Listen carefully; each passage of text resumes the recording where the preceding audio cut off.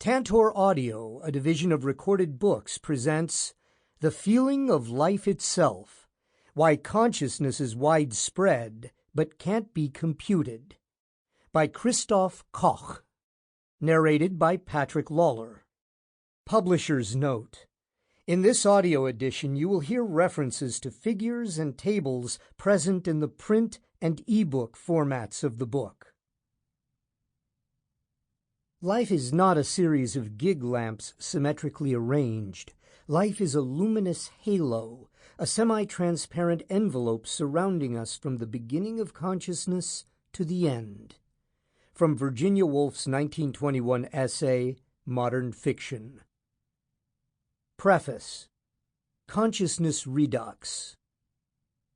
To bring home the centrality of consciousness to life, consider a devil's bargain in which you gain unlimited wealth at the expense of your conscious experiences. You get all the money you want, but must relinquish all subjective feeling, turning into a zombie. From the outside, everything appears normal. You speak, act, dispose of your vast riches, engage in a vigorous social life, and so on. Yet your inner life is gone.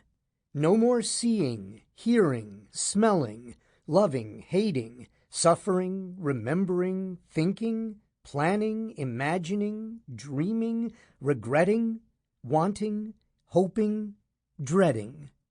From your point of view, you might as well be dead, for it would feel the same, like nothing. How experience comes into the world has been an abiding mystery since the earliest days of recorded thought. Aristotle warned his readers more than 2,000 years ago that to attain any assured knowledge about the soul is one of the most difficult things in the world. Known as the mind-body problem, this puzzle has occupied philosophers and scholars throughout the ages. Your subjective experience appears radically different from the physical stuff that makes up your brain. The foundational equations of physics, the periodic table of chemical elements, the endless ATGC chatter of your genes, none of these express anything about consciousness. Yet you awaken each morning to a world in which you see, hear, feel, and think. Experience is the only way you know about the world. How does the mental relate to the physical? Most assume that the mental emerged from the physical when the physical became sufficiently complex. That is, in the eons before big brains like ours evolved on this planet, the mental did not exist. Yet are we really to believe that until that point in time, in a memorable phrase of the physicist Erwin Schrödinger, the world remained a play before empty benches, not existing for anybody, thus, quite properly speaking, not existing? Alternatively, perhaps the mental was always present, allied with the physical, but not in a form readily recognizable? Perhaps consciousness predates the arrivals of big brains? This is the less traveled road that I will take here. When did your consciousness begin? Was your first experience one of confusion and chaos as the birthing process ejected you into a harsh world, blinding you with bright lights, overwhelming sounds, and a desperate need for oxygen? Or perhaps even earlier, of warmth and security in your mother's womb? How will your stream of experience end? Snuffed out abruptly like a candle, or fading gradually? Can your mind, chained to a dying animal, encounter the numinous in a near-death experience? Can advanced technology come to the rescue and transition your mind to an engineered medium, a ghost in a new shell, by uploading your mind to the cloud? Do apes, monkeys, and other mammals hear the sounds and see the sights of life? Are dogs just machines, as René Descartes famously argued, or do they experience the world in a riot of redolent smells? Then there is the urgent question of the day. Can computers experience anything? Can digital code feel like something? Dramatic progress in machine learning has crossed a threshold, and human-level artificial intelligence may come into the world within the lifetime of many listeners. Will these AIs have human-level consciousness to match their human-level intelligence? In this book, I will explain how these questions, formerly the sole province of philosophers, novelists, and movie makers, are now being addressed by scientists. Powered by advanced instrumentation that peers deep into the brain, the science of consciousness has seen dramatic progress over the past decade. Psychologists have dissected out which cognitive operations underpin any one conscious perception. Much cognition occurs outside the limelight of consciousness. Science is bringing light to these dark passages where strange, forgotten things live in the shadows. I dedicate 2 chapters to tracking the footprints of consciousness within its principal organ, the nervous system. Surprisingly, many brain regions do not contribute meaningfully to experience. This is true for the cerebellum, despite having more than 4 times more nerve cells than neocortex. Even in neocortical tissue, the most complex piece of highly excitable matter in the known cosmos, some sectors have a much more intimate relationship to experience than others. In the fullness of time, the quest for the neural footprints of consciousness will pursue its prey to its lair somewhere in the thicket of the nervous system. Sooner or later, scientists will know which assemblies of nerve cells expressing which proteins and active in some mode house any one experience. This discovery will be a high watermark for science. It will be enormously beneficial to neurological and psychiatric patients. Yet, knowing the neural correlates of consciousness does not answer the more fundamental question: why these neurons and not those? Why this vibration and not that one? Identifying some form of physical activity as generating a feeling is laudable progress, but ultimately we want to know why this mechanism goes hand in hand with experience. What is it about the biophysics of the brain, but not, say, the liver, another complex biological organ, that evokes the ephemeral feelings of life? What we need is a quantitative theory that starts with experience and proceeds from there to the brain, a theory that infers and predicts where experience can be found. To me, the most exciting development over the last decade has been the genesis of such a theory, a first in the history of thought. Integrated information theory considers the parts and their interactions that make up a whole, whether evolved or engineered, and derives via a well-specified calculus the quantity and the quality of the experience of this whole. The beating heart of The Feeling of Life itself comprises 2 chapters outlining the theory and how it defines any one conscious experience in terms of intrinsic causal powers. From the austerity of these abstract considerations, I dive into messy clinical practice.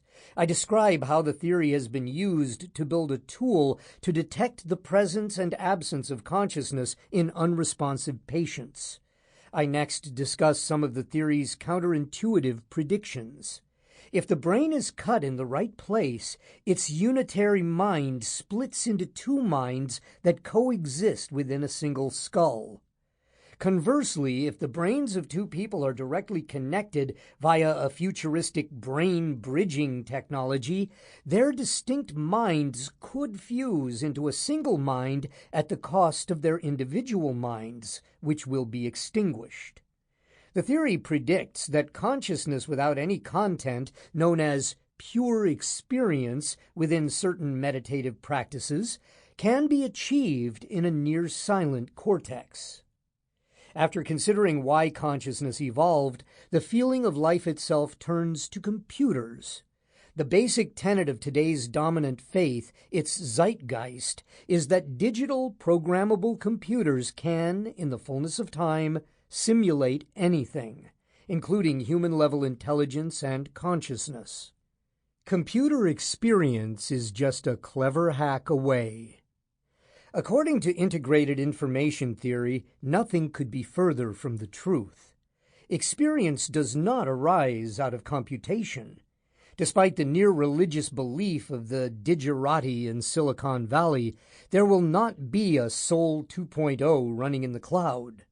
While appropriately programmed algorithms can recognize images, play Go, speak to us, and drive a car, they will never be conscious. Even a perfect software model of the human brain will not experience anything because it lacks the intrinsic causal powers of the brain. It will act and speak intelligently. It will claim to have experiences, but that will be make-believe. Fake consciousness. No one is home. Intelligence without experience. Consciousness belongs to the natural realm. Just like mass and charge, it has causal powers. To create human-level consciousness in a machine, the intrinsic causal powers of the human brain must be instantiated at the level of the metal, the transistors, and wiring making up its hardware. I will show that the intrinsic causal powers of contemporary computers is puny compared to those of brains. Thus, artificial consciousness calls either for computer architectures radically different from those of today's machines, or for a merging of neural and silicon circuits as envisioned by transhumanists. In the concluding chapter, I survey nature's wide circuit. Because of the vast complexity of brains of so-called simple animals, IIT implies experience in parrots, ravens, octopuses, and bees. As nervous systems devolve into the primitive nerve net of jellyfish, their associated experience will lessen. But single-cell microorganisms contain untamed molecular complexity inside their cellular envelope. So they, too, are likely to feel an itsy-bitsy bit like something.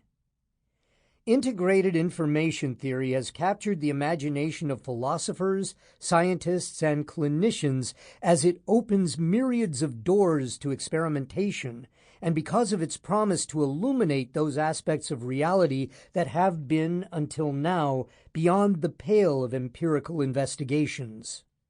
Any entrepreneur launching a new company against overwhelming odds must have a healthy amount of self-delusion. This is essential to remain motivated to work crazy hours year after year. Accordingly, I wrote this book assuming the theory is true and discard the scholar's cautionary habit of prefacing every statement with, "under certain conditions." I do note current controversies and cite extensive and up-to-date literature in the notes in the print and e-book editions of the book. Of course, at the end of the day, nature has to render her verdict in experiments that either support or falsify the theory's predictions, no matter my intuition. This is the third book I have written on the topic of experience. The Quest for Consciousness, published in 2005, arose out of a class I taught for many years, surveying the vast psychological and neurological literature relevant to subjective experience. I followed this up in 2012 with Consciousness, Confessions of a Romantic Reductionist, which covered scientific advances and discoveries in the intervening years, mixed in with autobiographical overtones. The feeling of life itself is devoid of such distractions. All you need to know is that I'm one of 7 billion random deals from the deck of human possibilities.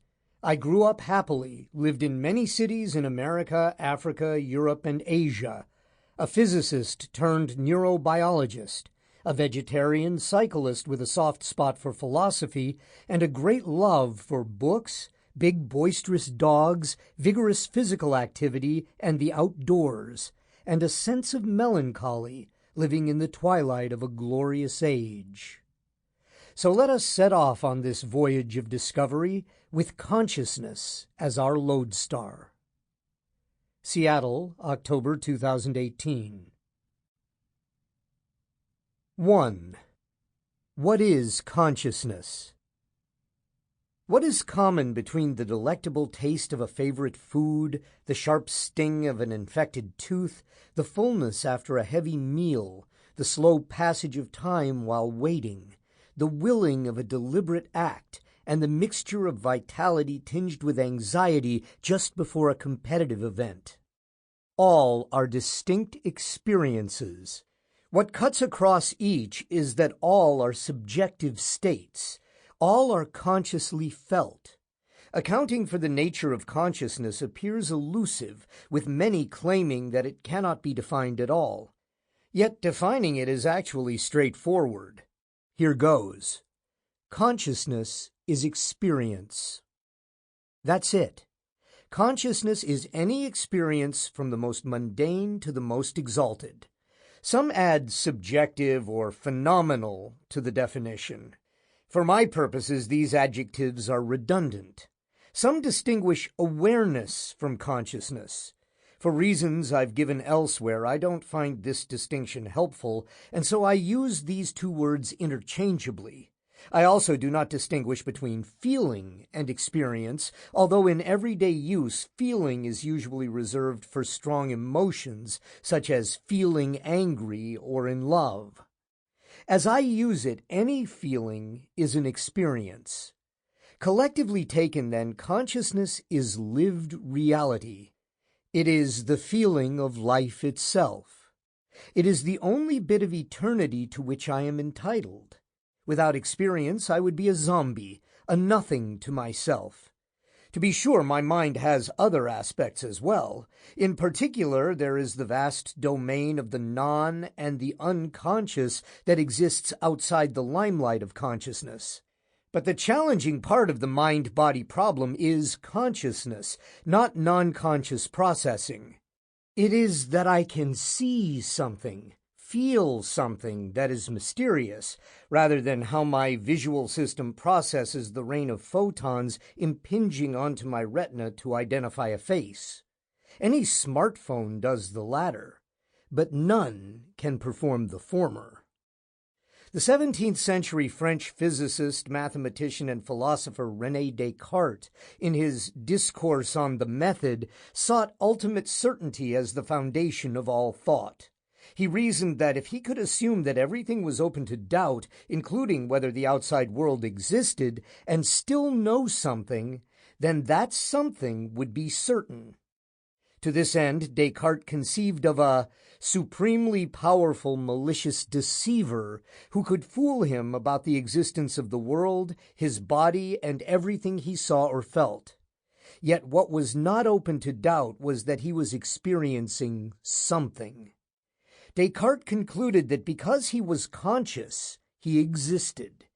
He expressed this, the most famous deduction in Western thought, in the memorable dictum, "I think, therefore I am."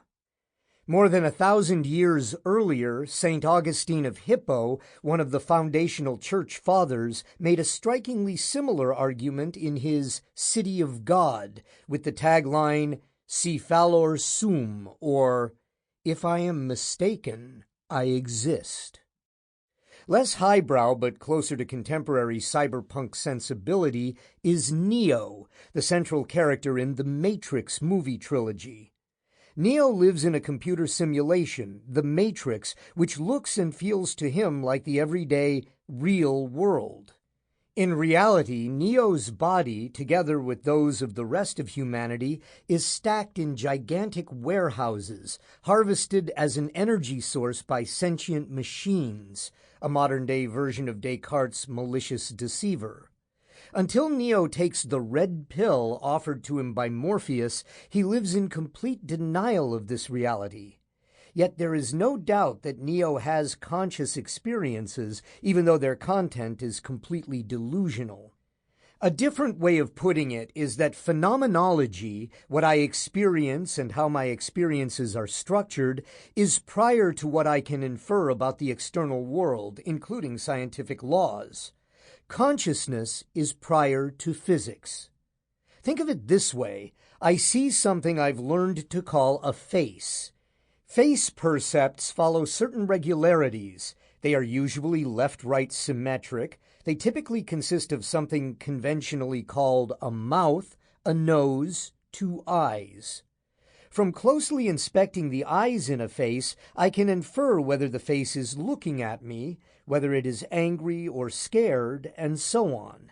I implicitly attribute these regularities to objects called people existing in a world outside of me. I learn how to interact with them, and I infer that I am a person like them. As I grow up, I am so utterly habituated to this inferential process that I take it completely for granted. From these experiences, I build up a picture of the world. This inferential process is amplified and acquires immense power using the intersubjective method of science that reveal hidden aspects of reality, such as electrons and gravity, exploding stars, the genetic code, dinosaurs, and so on. But ultimately, these are all inferences, eminently reasonable ones, but inferences nonetheless. All these things could prove erroneous, but not that I experience. It is the one fact I am absolutely certain of. Everything else is conjecture, including the existence of an external world. Denying one's experience. The great strength of this common-sense definition, consciousness is experience, is that it is completely obvious. What could be simpler? Consciousness is the way the world appears and feels to me. I will talk about you in the next chapter. A minority of researchers begs to differ. To reduce the mental discomfort of being unable to explain the central aspect of life, some philosophers, such as the wife and husband team of Patricia and Paul Churchland, dismissively refer to the folk belief of the reality of experience as a naive assumption, just like thinking the earth is flat, that must and shall be overcome. They seek to eliminate the very idea of consciousness from polite discussion among the educated. On this view, in some real sense, no one suffers from cruelty, torture, agony, distress, depression, or anxiety. If correct, such an eliminative stance implies that if people would only realize that they are confused about the true nature of their experiences, that consciousness doesn't really exist, suffering would vanish tout court from the world. Utopia achieved. Of course, there wouldn't be pleasure and joy either. You can't cook an omelet without breaking some eggs. To put it mildly, I find this extremely unlikely. Such a denial of the authentic nature of experience is a metaphysical counterpart to Cotard's syndrome, a psychiatric condition in which patients deny being alive. Others, such as Daniel Dennett, argue vociferously that, although consciousness exists, there is nothing intrinsic or special about it. As he expressed in an interview in the New York Times, the elusive, subjective, conscious experience, the redness of red, the painfulness of pain that philosophers call qualia, sheer illusion. There is nothing real about my excruciating back pain above and beyond my behavioral dispositions, my need to remain absolutely still, flat on the floor, and so on. These teachings, aided and abetted for self-serving reasons by much of Silicon Valley, which I shall return to in the penultimate chapter, declare the intrinsic nature of consciousness to be the last grand illusion that we need to rid ourselves of. I find this absurd, for if consciousness is an illusion shared by all, it remains a subjective experience, an experience no less real than any veridical percept. Given these heuristic arguments, it becomes clear that much of 20th century analytic philosophy has gone to the dogs. Indeed, John Searle, the doyen of American philosophers, has these annihilating words for his colleagues. The most striking feature of mainstream philosophy of mind of the past 50 years seems obviously false. The philosopher Galen Strawson opines, if there is any sense in which these philosophers are rejecting the ordinary view of the nature of things like pain, their view seems to be one of the most amazing manifestations of human irrationality on record. It is much less irrational to postulate the existence of a divine being whom we cannot perceive than to deny the truth of the common-sense view of experience. I assume that experiences are the only aspect of reality I am directly acquainted with. Their existence poses an obvious challenge to our current, quite limited understanding of the physical nature of reality, and they cry out for a rational, empirically testable explanation. The 19th century physicist Ernst Mach, after whom the speed of sound is named, was an ardent student of phenomenology, the study of the way the world appears to us. I've adapted a famous pencil drawing of his, in perspectiva, to make an important point. I don't need a scientific theory, a holy book, the affirmation of any ecclesiastical, political, or philosophical authority, or anybody else to experience something. My conscious experience exists for itself, without the need for anything external such as an observer. Any theory of consciousness will have to reflect this intrinsic reality. The challenge of defining consciousness as experience. This common-sense definition has one drawback. It only makes sense to other conscious creatures. Explaining experience to a non-conscious superintelligence or to a zombie is meaningless. Whether this will always be so remains to be seen, for what the philosopher Thomas Nagel calls an objective phenomenology may be within reach. In objective terms, seeing is closely linked to visuomotor behavior, which can be defined as acting on incoming electromagnetic radiation in a particular part of the spectrum. In this sense, any organism responding to visual input with some action, whether a fly, a dog, or a human, sees. But this description of visuomotor behavior completely leaves out the seeing part. The canvas painted with scenes from life, as in Figure 1.1. Visuomotor behavior is action, which is all fine in itself, but it is totally different from my subjective perception of the scene in front of me.